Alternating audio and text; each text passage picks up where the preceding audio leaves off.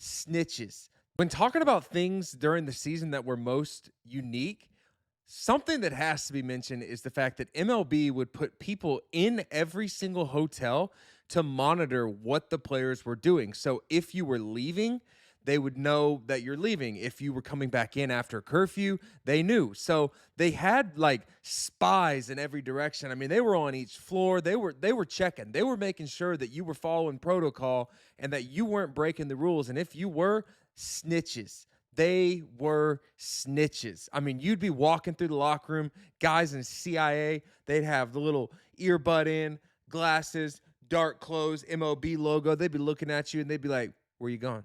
Be like, "I'm going on a walk, dude. I've been inside for 70 straight days. COVID is in the air. So I don't need to tell you what I'm going to go do." They'd be like, "Okay."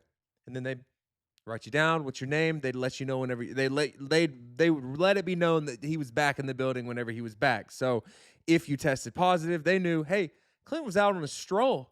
He was going stir crazy sitting inside, and he decided to go outside. So when he tested positive, it's probably happened whenever he went out there. So they would just keep tabs on what you were doing, and then they would snitch on you for whatever you did. And obviously we had that story with Michael Clevenger and can't remember his other name, the dude that had the curly hair.